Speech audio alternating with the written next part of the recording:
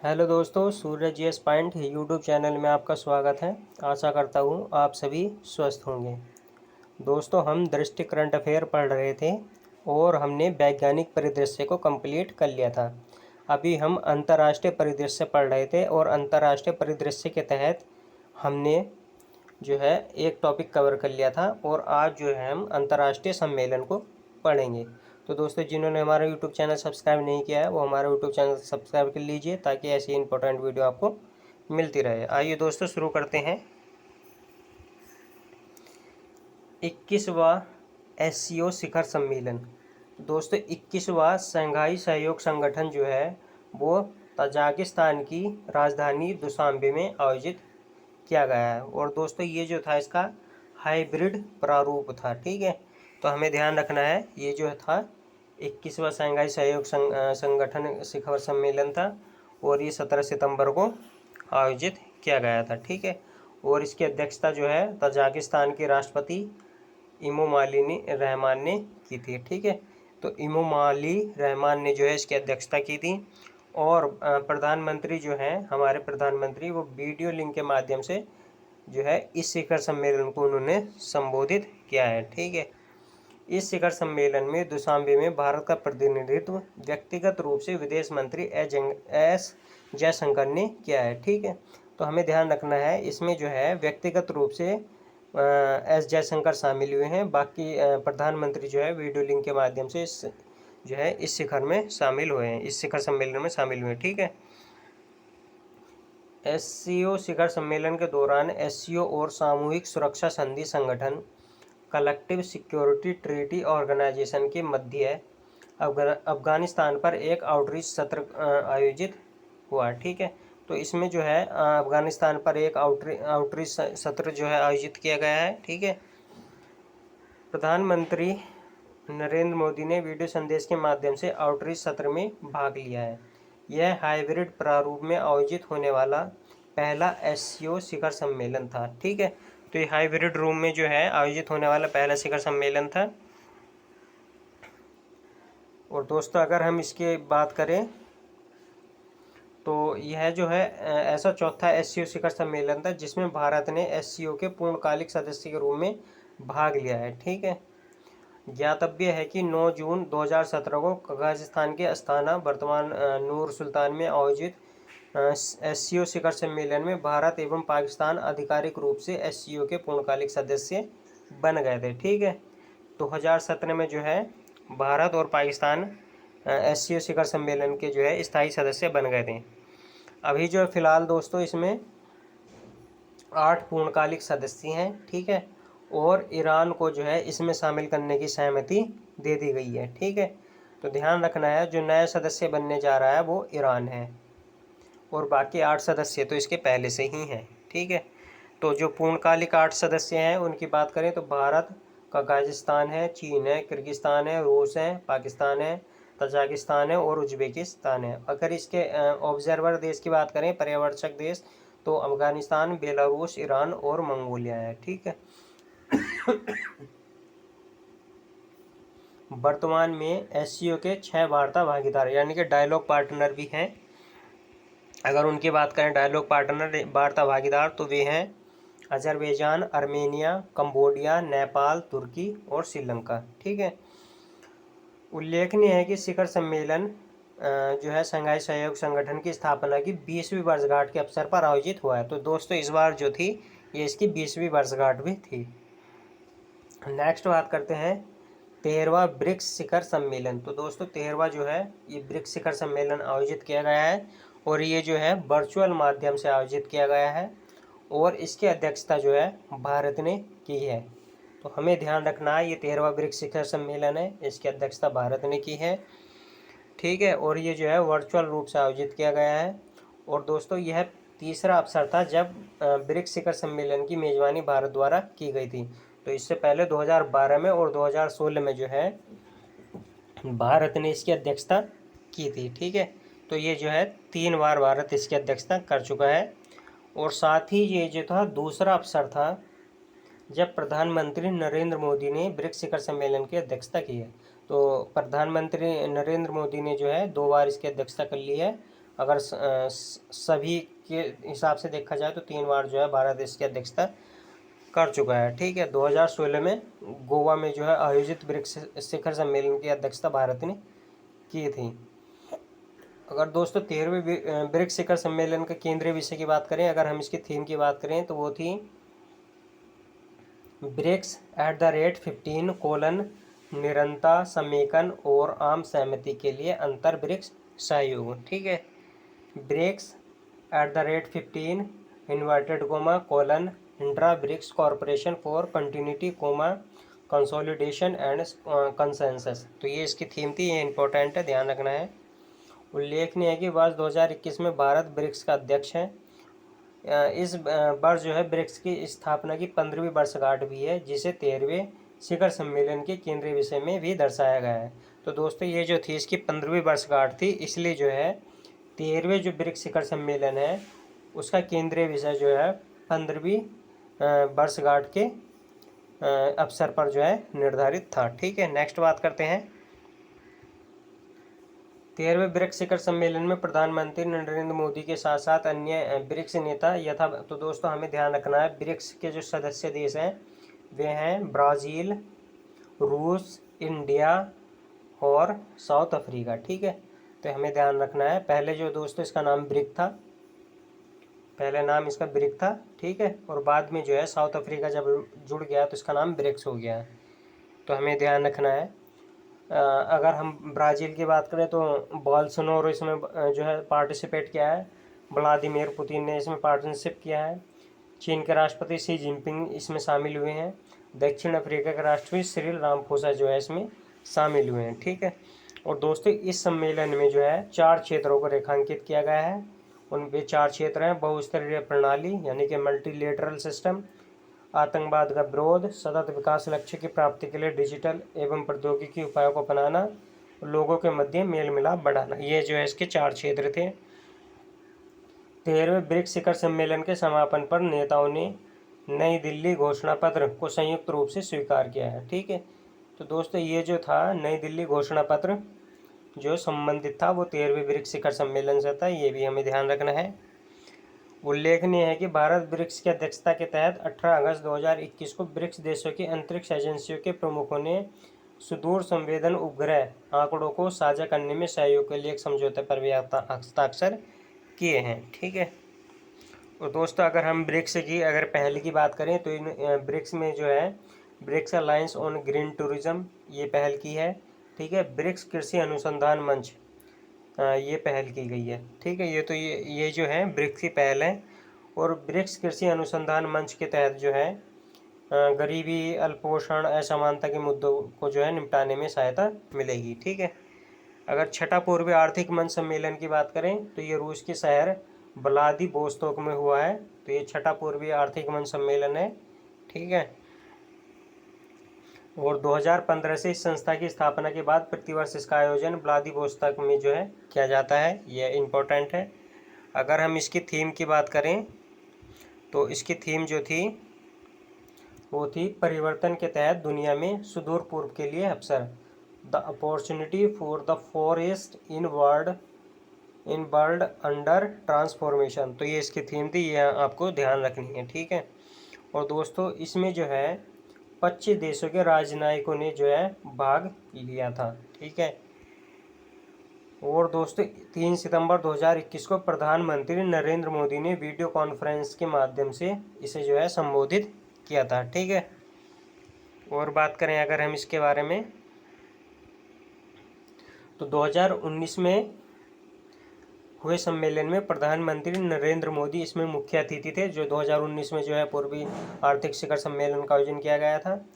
और भारत की तरफ से इस सम्मेलन में केंद्रीय पेट्रोलियम और प्राकृतिक गैस मंत्री हरदीप सिंह पुरी के नेतृत्व में एक भारतीय प्रतिनिधिमंडल ने भाग लिया है। ठीक है, इस सम्मेलन में पहली बार GAIL India limited, oil India limited, Indian oil corporation limited, ONGC Videsh limited के वरिष्ठ जो है अधिकारियों ने इसमें भाग लिया है और 380 समझौते पर इसमें जो है हस्ताक्षर हुए हैं। नेक्स्ट बात करते हैं 47वां जी शिखर सम्मेलन। तो दोस्तों इस बार जो है 47वां G7 शिखर सम्मेलन हुआ है और ये बहुत चर्चा में रहा है, तो इम्पोर्टेंट है, हमें ध्यान रखना है। तो दोस्तों ये जो है यूके की अध्यक्षता में आयोजित किया गया है और कार्विस बे कॉर्नवाल यूके में जो है इसे आयोजित किया गया है। ठीक है, ज्ञातव्य है कि कॉर्नवाल इंग्लैंड के दक्षिण पश्चिम में स्थित एक क्षेत्र है। ठीक है, इस क्षेत्र को 6 सेल्टिक राष्ट्रों में से एक के रूप में मान्यता प्राप्त है। तो दोस्तों ये इम्पोर्टेंट है, इसकी थीम थी, इसका जो मुख्य विषय था वो था build back better, build back better, ये इम्पोर्टेंट है। ठीक है, और दोस्तों कार्निवाल में जो आयोजित जी शिखर सम्मेलन को जो है आईएसओ प्रमाणन भी दिया गया है, तो वो है आईएसओ 20121 प्रमाण जो है सर्टिफिकेट इसे दिया गया है, ये हमें ध्यान रखना है। और दोस्तों इस शिखर सम्मेलन में यूके ने, ये भी इम्पोर्टेंट है, भारत, ऑस्ट्रेलिया, दक्षिण कोरिया और दक्षिण अफ्रीका को मेहमान देश एज ए गेस्ट कंट्री के रूप में आमंत्रित किया था। ठीक है, तो ये ध्यान रखना है, भारत को, ऑस्ट्रेलिया को, दक्षिण कोरिया को और दक्षिण अफ्रीका को जो है इसमें चीफ गेस्ट के रूप में या गेस्ट कंट्रीज के रूप में जो है आमंत्रित किया था। ठीक है, अगर G7 की बात करें तो G7 देशों ने विकासशील देशों को कोविड-19 टीकों की 870 मिलियन अतिरिक्त खुराकें प्रदान करने की हेतु जो है प्रतिबद्धता व्यक्त की है। ठीक है, ये खुराकें पूर्व में अमेरिका एवं यूके द्वारा क्रमशः 250 मिलियन एवं 100 मिलियन खुराकें प्रदान करने की प्रतिबद्धता के अतिरिक्त होगी। G7 नेताओं ने वैश्विक कर सुधारों पर एक ऐतिहासिक प्रतिबद्धता पर सहमति व्यक्त की है, ये भी इम्पोर्टेंट है, ध्यान रखना है। इस प्रतिबद्धता के तहत G7 नेता न्यूनतम 15% की दर से वैश्विक न्यूनतम निगम कर के सिद्धांत पर सहमत हुए हैं। ठीक है, तो ग्लोबल मिनिमम कॉरपोरेट टैक्स के तहत इन्होंने जो है 15% निर्धारित किया गया है, और ये किससे संबंधित है, तो ये हमें ध्यान रखना है, G7 से संबंधित है, यह इम्पोर्टेंट है, ध्यान रखना है। बहुराष्ट्रीय कंपनियां प्रत्येक देश को जहां वे अपना व्यापार संचालित करती है न्यूनतम 15% की दर से कर का भुगतान करेंगी। ठीक है, जो भी मल्टीनेशनल कंपनी है वो जिस देश में भी जो है उसकी इकाई है तो वो जो है उसे 15% के जो है टैक्स देगी। ठीक है, तो ये इम्पोर्टेंट है। इस शिखर सम्मेलन के दौरान G7 समूह ने चीन के बेल्ट एंड रोड इनिशिएटिव के प्रत्युत्तर में बिल्ड बैक बेटर वर्ल्ड नाम की एक वैश्विक बुनियादी ढांचा परियोजना का अनावरण किया है। ठीक है, और BW3 पहल के माध्यम से निम्न और मध्यम आय वाले देशों में बुनियादी ढांचे के विकास हेतु लगभग 40 ट्रिलियन डॉलर राशि उपलब्ध कराने का प्रयास किया जाएगा। ठीक है, तो बिल्ड बैक बेटर वर्ल्ड के तहत जो है इन्होंने निम्न और मध्यम आय वाले देशों के जो है बुनियादी ढांचे में विकास करने के लिए 40 ट्रिलियन डॉलर राशि का जो है प्रावधान करने की बात की है। ठीक है, और ये जो है चीन की बेल्ट एंड रोड इनिशिएटिव के प्रत्युत्तर में जो है जारी की जा रही है।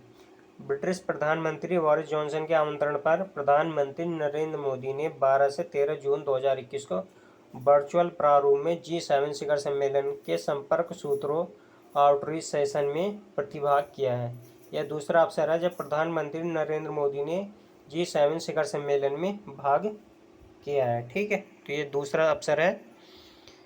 ज्ञातव्य है कि 2019 में बियारिट्ज फ्रांस में आयोजित जी शिखर सम्मेलन में भारत को सद्भावना भागीदार के रूप में जो है आमंत्रित किया था। ठीक है, तो 2 बार जो है भारत इसमें शामिल हो चुका है, एक बार गेस्ट के रूप में और एक बार सद्भावना भागीदार के रूप में। और दोस्तों heart of Asia Istanbul process 9वां मंत्री स्तरीय सम्मेलन, ये जो है दुशांबे तजाकिस्तान में हुआ है। ठीक है, तो हमें ध्यान रखना है SCOB जो है वो दुशांबे तजाकिस्तान में हुआ है, और ये जो है 9वां मंत्री स्तरीय सम्मेलन था जिसे 2 नवंबर 2011 को इस्तांबुल में लॉन्च किया था। ध्यान रखना हार्ट ऑफ एशिया इस्तांबुल जो है वो अफगानिस्तान से संबंधित है, अफगानिस्तान एवं तुर्की की क्षेत्रीय पहल है, और ये जो है 2011 से इस्तांबुल में लॉन्च की गई थी। इसका ध्येय वाक्य है क्षेत्रीय सुरक्षा पर इस्तांबुल प्रक्रिया और सुरक्षित एवं स्थिर अफगानिस्तान हेतु सहयोग। ठीक है, इसका ध्येय वाक्य है। और दोस्तों इसमें जो है heart of Asia Istanbul process का उद्देश्य जो है भारत सहित 15 क्षेत्रीय भागीदार देशों के मध्य क्षेत्रीय सहयोग के माध्यम से अफगानिस्तान एवं उसके आसपास के क्षेत्र में शांति, सुरक्षा, स्थायित्व और समृद्धि को बढ़ावा देना है।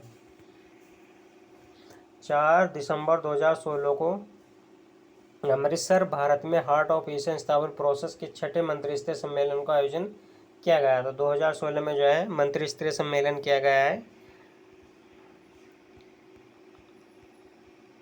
ठीक है, और दोस्तों जो 10वां मंत्रिस्तरीय सम्मेलन का आयोजन वर्ष 2022 में अफगानिस्तान में प्रस्तावित है। ठीक है, तो 2022 में जो है इसका सम्मेलन प्रस्तावित है और अभी जो है तालिबान वाला मैटर चल रहा है, तो देखते हैं इसका आयोजन होता है कि नहीं। क्वाड नेताओं का पहले शिखर सम्मेलन। ठीक है, तो दोस्तों ये जो है 12 मार्च 2021 को क्वाड नेताओं के पहले शिखर सम्मेलन का आयोजन वर्चुअल माध्यम से संपन्न हुआ है।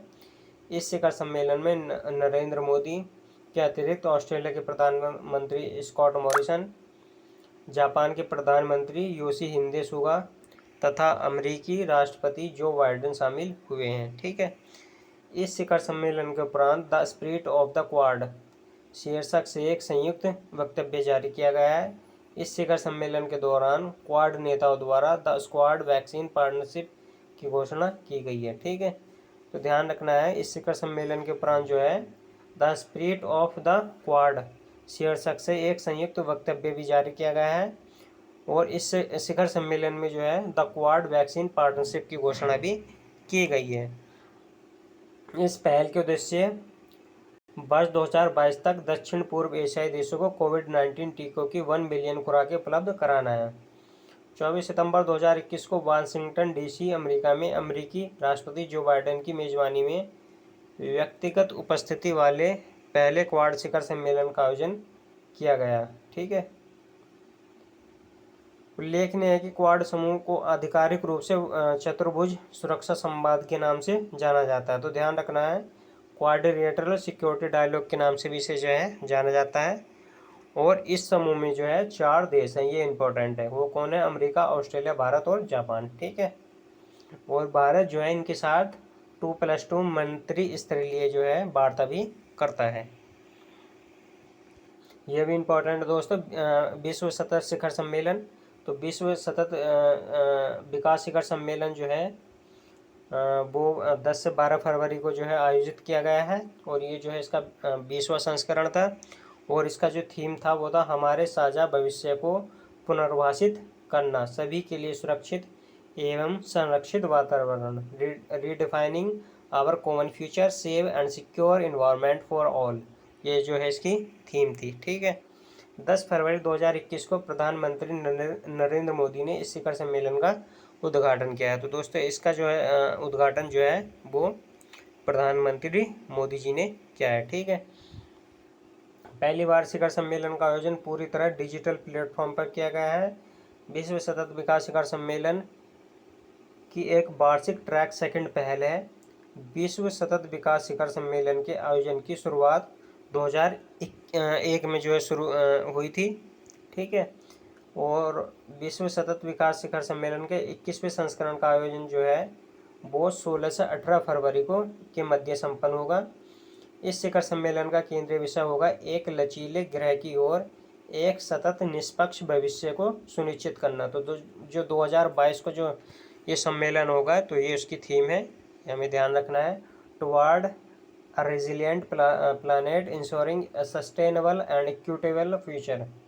ठीक है, चौथा वन प्लेनेट समिट, तो दोस्तों चौथा जो है वन प्लेनेट समिट हुआ है, संपन्न हुआ है। ठीक है, और इस शिखर सम्मेलन का आयोजन फ्रांस द्वारा संयुक्त राष्ट्र संघ एवं विश्व बैंक के सहयोग से जो किया गया है और इसकी जो थीम थी वो थी प्रकृति के लिए मिलकर कार्य करें, let's act together for nature. ऐतिहासिक पेरिस समझौते के अंगीकृत होने के 2 वर्ष बाद 2017 को पहले वन प्लेनेट समिट का आयोजन किया गया। तो 2017 को जो है पहला वन प्लेनेट समिट जो है आयोजित किया गया था। दूसरे वन प्लेनेट समिट का आयोजन जो है 2018 में किया गया था, तीसरा 2019 में किया गया था, ठीक है, और ये जो है नैरोबी में किया गया था। वन प्लेनेट शिखर सम्मेलन के दौरान स्थलीय समुद्री पारिस्थितिकी तंत्र को संरक्षित करने से संबंधित 2 पहलों को लॉन्च किया गया है। तो वे 2 पहल जो हैं वे हैं high ambition coalition for nature and people, high ambition coalition for nature and people. इस पहल को फ्रांस और कोस्टरिका द्वारा लॉन्च किया गया है। इस पहल के अंतर्गत शामिल देश वर्ष 2030 तक 30% स्थलीय समुद्री पारितंत्र के संरक्षण हेतु प्रतिबद्ध हैं। एग्जाम्पलरी मेडिटेरियन इन 2030, ठीक है। इसकी अगर हम बात करें तो इस नए गठबंधन को फ्रांस, स्पेन एवं मोनाको द्वारा लॉन्च किया गया है। इस गठबंधन की 4 प्रतिबद्धताएं निम्नवत हैं: संरक्षित क्षेत्रों के नेटवर्क का विकास, अत्यधिक मत्स्य ग्रहण की समाप्ति, समुद्री प्रदूषण से निपटना एवं एकल प्रयोग प्लास्टिक की समाप्ति, समुद्री परिवहन का हरितन, ठीक है। तो ये जो थी इसकी 4 प्रतिबद्धताएं थी। नेक्स्ट बात करते हैं तीसरा ISA सभा, ठीक है। तो 14 से 16 अक्टूबर को 2020 के मध्य वर्चुअल माध्यम से अंतर्राष्ट्रीय सौर गठन यानी कि ISA की तीसरी सभा का आयोजन किया गया है, ठीक है। पहली जो सभा थी वो 2018 में ग्रेटर नोएडा में आयोजित की गई थी और 2019 में जो है दिल्ली में आयोजित की गई थी दूसरी सभा। और तीसरी सभा की बात करें तो ISA के संस्थापक देशों भारत व फ्रांस के को जो है अगले 2 वर्षों के लिए पुनः क्रमशः अध्यक्ष और सह अध्यक्ष के रूप में चुना गया है, ठीक है। तो तीसरी जो थी ये वर्चुअल तरह से हुई थी, बाकी पहली 2 जो है वो भारत में ही हुई थी, ठीक है। और इसके अध्यक्ष जो है भारत और उपाध्यक्ष जो है वो फ्रांस है, ठीक है। ISA के क्षेत्र विस्तार के उद्देश्य से सभा ने 4 क्षेत्रों का प्रतिनिधित्व करने के लिए 4 नए उपाध्यक्ष का चुनाव किया है, जो क्रमशः हैं फिजी एवं नोरू जो एशिया प्रशांत क्षेत्र के लिए है, मॉरिशस एवं नाइजर अफ्रीकी क्षेत्र के लिए है, UK नीदरलैंड यूरोप के लिए है, और क्यूबा और गुआना जो है वो लैटिन अमेरिका और कैरेबियन क्षेत्र के लिए है, ठीक है। तो दोस्तों ISA जो है वो विश्व सौर बैंक की जो है स्थापना हेतु जो है समर्थन व्यक्त किया है इन्होंने, यानी कि ये जो है वर्ल्ड सोलर बैंक स्थापित करेंगे, ठीक है। ISA ने वैश्विक कंसल्टेंसी अर्नेस्ट एंड यंग की साझेदारी में ease of doing solar report भी जारी करने की बात की है, ठीक है।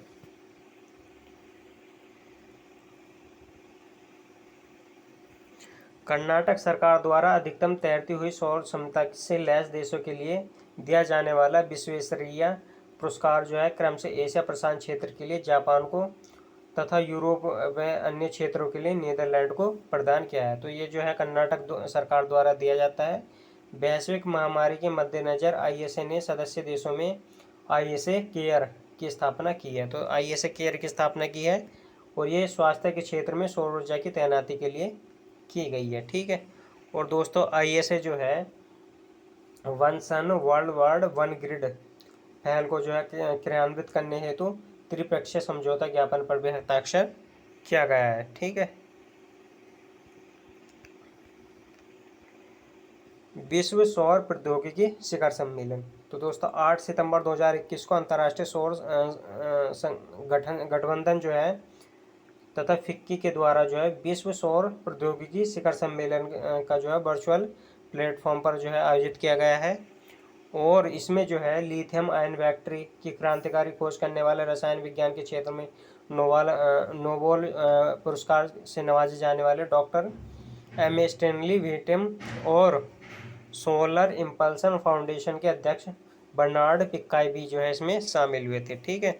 और इस अवसर पर ISA प्रौद्योगिकी जर्नल सोलर कंपास 360 भी लॉन्च किया गया है, ठीक है। तो दोस्तों ये जो था ये सम्मेलन की बात थी। अब हम D में जो है अंतर्राष्ट्रीय निर्वाचन की बात करते हैं, ठीक है।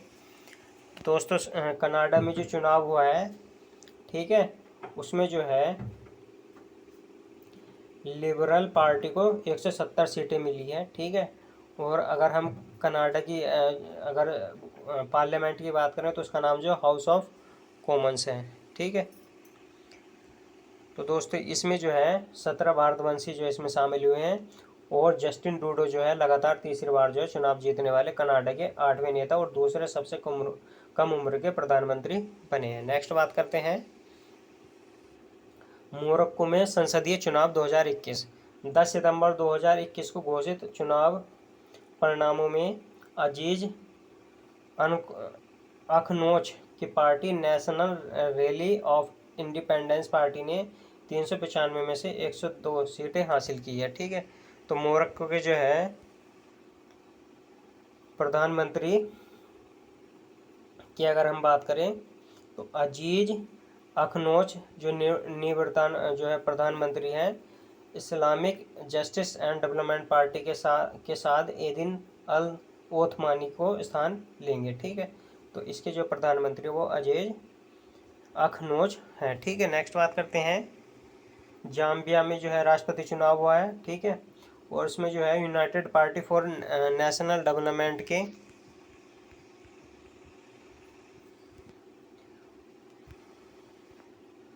हाकेडे हिचिलेमा जो है 59.0% मत प्राप्त कर राष्ट्रपति निर्वाचित हुए हैं। तो ठीक है, ध्यान रखना है हमें। जो वर्तमान राष्ट्रपति हैं एडगर लुंगू, उनकी जो है जगह अब अपनी स्थान लेंगे। ठीक है, तो इनका ध्यान रखना है, ये हैं हाकेडे हिचिलेमा। ठीक है, नेक्स्ट बात करते हैं दोस्तों ईरान में राष्ट्रपति चुनाव हुआ था, इम्पोर्टेंट है। और अमानतुल्लाह सैयद इब्राहिम रईसी ने जो है आधिकारिक तौर पर 8वें राष्ट्रपति के रूप में हसन रूहानी का स्थान ले लिया है। ठीक है, तो पहले जो हसन रूहानी थे, अब जो है अमानतुल्लाह सैयद इब्राहिम रईसी जो है 8वें राष्ट्रपति के तौर पर ईरान के जो है नियुक्त हो गए हैं। ठीक है, और इब्राहिम रईसी जो है ये मुख्य न्यायाधीश भी थे। सीरिया के अगर राष्ट्रपति चुनाव की बात करें तो चौथी बार जो बशर अल असद जो है यहाँ के अगर हम बात करें तो ये राष्ट्रपति बने हैं। ठीक है, अगर वियतनाम की बात करें तो वियतनाम में जो है ग्रीन फू ट्रोंग जो है वियतनाम कम्युनिस्ट पार्टी के कुल 500 सीटों में 485 जो सीटें जीत गए हैं। तो ये जो है वियतनाम के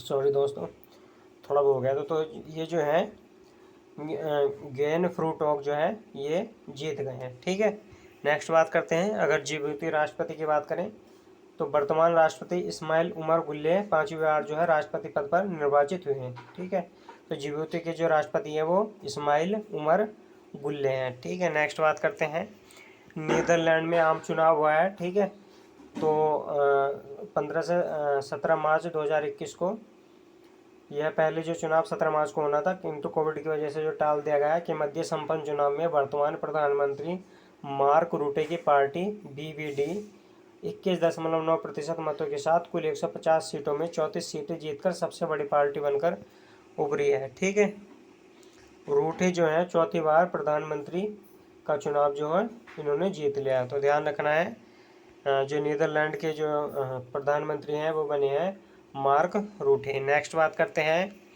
एस्टोनिया की पहली महिला प्रधानमंत्री, इम्पोर्टेंट है। तो एस्टोनिया की पहली जो है महिला प्रधानमंत्री हैं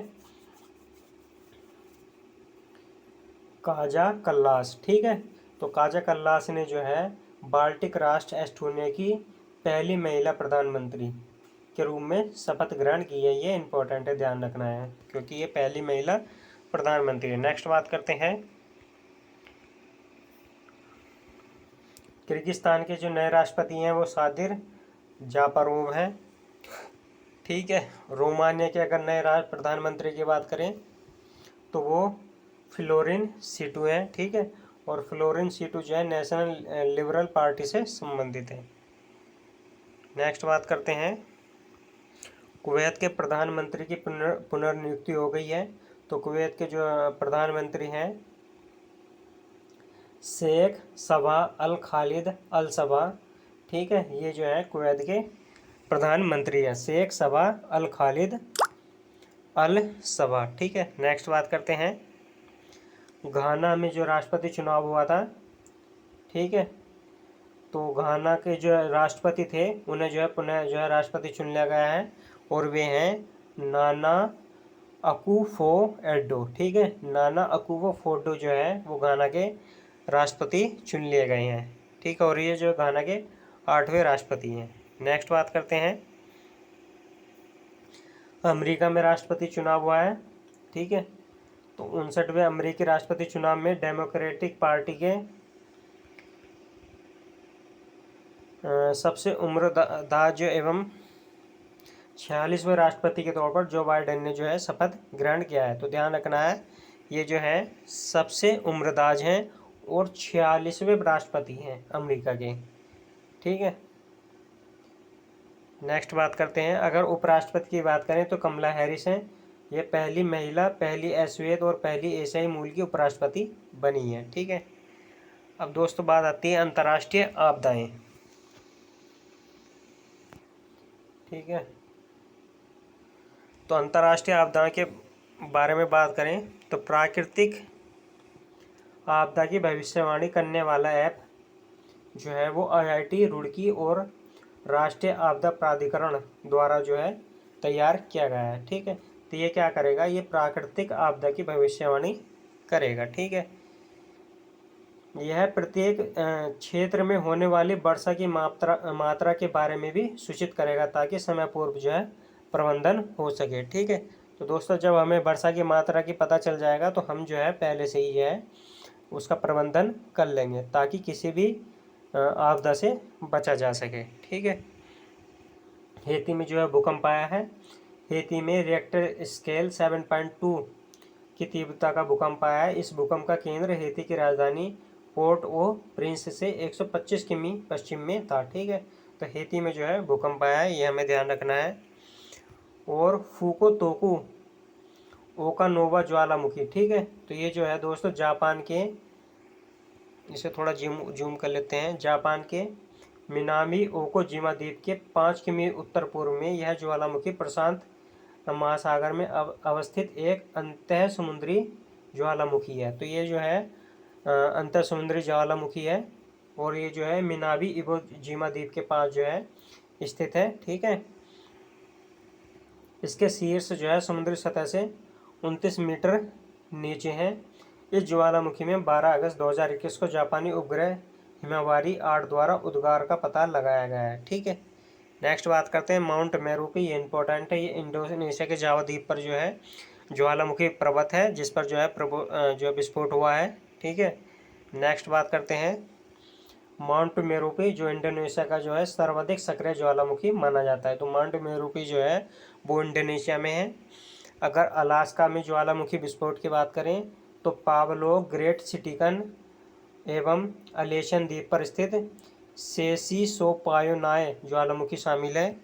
पावलोग ज्वालामुखी वर्ष 1980 में 1980 के बाद जो है अलास्का के सबसे सक्रिय ज्वालामुखी में से एक है। तो ध्यान रखना है, पावलोग ज्वालामुखी जो है ये अलास्का में है, ठीक है। नेक्स्ट बात करते हैं तुर्की में सी स्नोट का प्रकोप। तो ध्यान रखना है, काला सागर को जो है एजियन सागर से जोड़ने वाले तुर्की के मरमरा सागर में जो है सी स्नोट का प्रकोप देखा गया है, ठीक है। तो ध्यान रखना है, जो तुर्की में जो है ये सी स्नोट जो है देखा गया है, ठीक है। तो दोस्तों मरमरा संधि भी एक है, वो मरमरा सागर है, ठीक है। जो आपके अगर हम बात करें तो बॉस्फोरस संधि से ब्लैक सागर से जुड़ा हुआ तो होता है, ठीक है। तो हमें ध्यान रखना है इसका। सी स्नोट जो है क्या है, तो सी स्नोट जो है या इसे समुद्री लाशा जो है प्राकृतिक तौर पर बनने वाला धूसर या हरे रंग का कीचड़ पंख जैसा चिपचिपा पदार्थ होता है जो समुद्री स्लेश है, जो शैवालों में पोषक तत्वों की अति प्रचुरता के कारण मुख्यतः वैश्विक उष्मन, जल प्रदूषण, घरेलू औद्योगिक कचरे के समुद्र में अनियंत्रित निमोचन आदि की वजह से होने वाला गर्म मौसम होता है, ठीक है। ये हमें ध्यान रखना है। वह प्रक्रिया जिसमें बहुत सारे पोषक तत्व नाइट्रोजन और फास्फोरस पानी के स्रोत में मिल जाते हैं, जिसकी वजह से शैवालों की अत्यधिक वृद्धि होती है, उसे यूट्रोफिकेशन कहते हैं। तो यूट्रोफिकेशन जो होता है तब होता है जब पानी में जो है अपशिष्ट पदार्थ चले जाते हैं, उससे जो है पानी में न्यूट्रिशन की जो वैल्यू बढ़ जाती है, तो उससे जो है जो एल्गी होते हैं उनकी संख्या बढ़ जाती है, इसे जो है यूट्रोफिकेशन कहते हैं। ठीक है, तो ध्यान रखना सी नोट जो है वो तुर्की में देखा गया है, ये इम्पोर्टेंट है। नेक्स्ट बात करते हैं,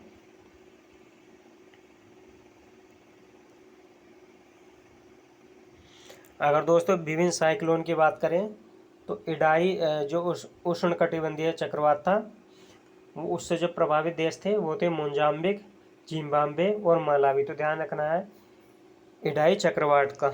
ठीक है, फिर अगर केनिया की बात करें तो केनिया से जो है प्रभावित देश था वो मोजाम्बिक था। अगर डोरियन हरिकेन चक्रवात की करें तो ये बहामा से जो है इससे प्रभावित हुआ था। गिबिस की अगर बात करें जो टाइफून के नाम से जाना जाता है, ये जापान में जो है इससे प्रभावित हुआ है। फैक्साई की बात करें, ये भी टाइफून का एक प्रकार है, ये इससे जो जापान प्रभावित हुआ है। फानी की बात करें तो भारत इससे प्रभावित हुआ है। मारिया जो हरिकेन चक्रवात का रूप है वो प्यूर्टो रिको जो है उससे प्रभावित हुआ है। जीन की बात करें तो हेती इससे प्रभावित हुआ है। सेडी की बात करें तो हेती इससे प्रभावित हुआ है। नरगिस की बात करें तो ये म्यांमार इससे प्रभावित हुआ है। बोफा की बात करें तो फिलीपींस इससे प्रभावित हुआ है। हेयान की बात करें तो फिलीपींस इससे प्रभावित हुआ है। मांगखुट की बात करें तो फिलीपींस इससे प्रभावित हुआ है। निसर्ग भारत में आया था। अम्फान जो है भारत, बांग्लादेश, श्रीलंका और भूटान इससे प्रभावित हुआ है। क्यार की बात करें तो पश्चिम भारत, ओमान, यूएई, सोमालिया जो है इससे प्रभावित हुआ था। तो ये दोस्तों साइक्लोन आए थे जिससे जो है प्रभावित देश के बारे में बताया गया है। ठीक है, बुलबुल की बात करें थाईलैंड, म्यांमार, भारत, बांग्लादेश जो है इससे प्रभावित हुआ था। निवार की बात करें तो भारत और श्रीलंका से प्रभावित हुआ था। ठीक है, बात करते हैं दोस्तों माउंट सिनावाग ज्वालामुखी। तो ये जो है इंडोनेशिया के सुमात्रा प्रांत में अवस्थित है। ठीक है, और इसमें जो है विस्फोट प्रारंभ हुआ है। ठीक है, तो हमें ध्यान रखना है माउंट सिनेमांग जो है ये इंडोनेशिया में है। यह ज्वालामुखी 400 वर्ष बाद वर्ष 2010 से जो है सक्रिय है। ठीक है, इंडोनेशिया प्रशांत महासागर के रिंग ऑफ फायर का भाग है जो विश्व के 75% ज्वालामुखी का घर है। ठीक है, चक्रवात तोकते की बात करें तो भारत के पश्चिमी तट पर अरब सागर से उत्पन्न उष्णकटिबंधीय चक्रवात तूफान तोकते आया जिसका लैंडफॉल क्षेत्र गुजरात रहा है। ठीक है, तो ये तोकते जो है ये गुजरात इससे ज़्यादा प्रभावित हुआ है, यह हमें ध्यान रखना है। और इसकी अगर गति की बात करें तो वो 160 से 180 किलोमीटर प्रति घंटा थी और ये जो है गुजरात के तट से टकराया है। पिछले 23 वर्षों में यह पश्चिमी तट पर आने वाला सबसे भयावह तूफान है। ठीक है, और इसका जो नामकरण है वो म्यांमार द्वारा किया गया था। तोकते का अर्थ है शोर करने वाली छिपकली गेको। ठीक है, नेक्स्ट बात करते हैं यास तूफान। तो यास तूफान जो है भारत के पूर्वी तट तथा बांग्लादेश के दक्षिण में यास तूफान जो आया था। ठीक है, और इससे जो है बंगाल की खाड़ी में उत्पन्न इस तूफान ने जो है उड़ीसा एवं पश्चिम बंगाल सहित कई राज्यों को प्रभावित किया। भारतीय मौसम विज्ञान ने इस तूफान को अत्यंत गंभीर तूफान की श्रेणी में रखा है और इसका नाम जो है ओमान द्वारा सुझाया गया था। ठीक है, नेक्स्ट बात करते हैं दुनिया का सबसे बड़ा हिमखंड। 20 मई 2021 को दुनिया का सबसे बड़ा आइसबर्ग यानी कि हिमखंड A76, ये हमें ध्यान रखना है, अटलांटिका से टूटकर अलग हो गया है। यह हिमखंड जो है 4320 वर्ग किमी क्षेत्र में फैला हुआ है। ठीक है, तो ध्यान रखना है जो सबसे बड़ा हिमखंड है यह A76 है। ठीक है, और ये जो है राइन आइसल्फ से अलग हुआ है। ठीक है, नेक्स्ट बात करते हैं सुमेरु ज्वालामुखी। तो इंडोनेशिया के पूर्वी जावा प्रांत में स्थित ज्वालामुखी में 16 जनवरी 2021 को विस्फोट हुआ है। तो ध्यान रखना है सुमेरु ज्वालामुखी जो है वो इंडोनेशिया के जावा प्रांत में है। ठीक है, इस ज्वालामुखी को द ग्रेट माउंटेन भी कहा जाता है। तो सुमेरु ज्वालामुखी को जो है वो द ग्रेट माउंटेन भी कहा जाता है। यह जावा का जो है सबसे ऊंचा और सबसे सक्रिय ज्वालामुखी भी है। ठीक है, नेक्स्ट बात करते हैं लेह में मौसम विज्ञान केंद्र की स्थापना। 29 दिसंबर 2020 को इस केंद्र की स्थापना लेह में की गई थी। यह भारत का सबसे ऊंचाई पर स्थित मौसम विज्ञान केंद्र है, ध्यान रखना है। तो ये जो है भारत का सबसे ऊंचाई पर जो है स्थित मौसम विज्ञान केंद्र है। नेक्स्ट बात करते हैं किलाउआ ज्वालामुखी। यह ज्वालामुखी अमेरिका के हवाई राज्य के हवाई द्वीप में स्थित सबसे विस्फोटक ज्वालामुखी में से एक है। तो ध्यान रखना किलाउ ज्वालामुखी जो है वो हवाई द्वीप में है। ठीक है, और दिसंबर 2020 में इसमें विस्फोट हुआ है, जिससे 4.4 तीव्रता का भूकंप भी आया है। वर्ष 1983 से लगातार इसमें विस्फोट जो है जारी है। ठीक है, नेक्स्ट बात करते हैं मुंबई समुद्र तट पर नीला ज्वार। ठीक है, तो मुंबई के समुद्र तट पर जो है नीला ज्वार, ठीक है, ये टॉपिक है इसमें। तो इसमें क्या है, जो मुंबई में जुहू, तो ध्यान रखना मुंबई का जो तट की बात करें तो उसे जुहू नाम देते हैं। समुद्र तट पर महाराष्ट्र के देवगढ़, बेलस और मुरुद समुद्र तटों पर नीले ज्वार की घटना देखी गई है। ठीक है, तो दोस्तों नीले ज्वार की घटना देखी गई है मुंबई के तट पर। ठीक है, इस घटना को जैव समदीप्ति या बायोल्यूमिनेस के नाम से भी जाना जाता है। वर्ष 2016 के बाद यह घटना भारत के पश्चिमी तट पर प्रत्येक वर्ष घटित होती है। यह घटना डाइक्लोफ्लैगेट्स नामक पादप प्लवों के कारण होती है। डाइनोफ्लैगेलेट्स की कुछ प्रजातियां विषाक्त भी होती हैं तथा लाल ज्वार का कारण भी बनती हैं। ठीक है, तो ब्लू ज्वार और जो है लाल ज्वार जो है वो डाइनोफ्लैगेलेट्स के द्वारा होता है। ठीक है, तो ये जो कहाँ देखा गया है, ये मुंबई के तट पर देखा गया है, मुंबई के जुहू तट पर। चक्रवात निमार के जो है बहुत चर्चा में रहा है। इसके बारे में बात करें तो ये जो है बंगाल की खाड़ी में उत्पन्न चक्रवात तमिलनाडु पांडिचेरी समुद्र तट से टकराया है। निवार नाम जो है ईरान द्वारा सुझाया गया है, जिसका अर्थ है बिजली होता है। ठीक है, यह चक्रवात जो है प्रारंभ में गंभीर श्रेणी में परंतु बाद में बेहद गंभीर श्रेणी में परिवर्तित हो गया था। इसकी गति जो थी 120 किलोमीटर प्रति घंटा थी। नेक्स्ट बात करते हैं हरिकेन अमोठा। यह हरिकेन 20 नवंबर 2020 को मध्य अमेरिकी देश निकारागुआ के तट से टकराया। तो ध्यान रखना है, ये जो है निकारागुआ के तट से जो है टकराया है हरिकेन अमोठा। ठीक है, इस हरिकेन की उत्पत्ति 15 नवंबर 2021 को कैरिबियन सागर में हुई थी। हरिकेन की तीव्रता के आधार पर इसे श्रेणी 4 में रखा गया। गौरतलब है कि हवा की गति के आधार पर उष्णकटिबंधीय चक्रवात की 5 श्रेणियाँ होती है। ठीक है, बात करें टाइफून गोनी, तो टाइफून गोनी का भी नाम आपने खूब सुना होगा। 1 नवंबर 2020 को यह तूफान फिलीपींस के तट पर टकराया और फिलीपींस वायुमंडलीय भूभौतिकीय और खगोलीय सेवा प्रशासन के अनुसार इस टाइफून की गति 225 किलोमीटर प्रति घंटा थी। ठीक है, और टाइफून गोनी जो है वो फिलीपींस से टकराया है, यह हमें ध्यान रखना है। नेक्स्ट बात करते हैं, तो दोस्तों ये जो था हमने लगभग अंतर्राष्ट्रीय परिदृश्य कंप्लीट कर लिया है। ठीक है, इसकी एक और वीडियो है, वो हम जो है नेक्स्ट वीडियो में आपको प्रोवाइड करा देंगे। ठीक है, तो थैंक यू फॉर वॉचिंग।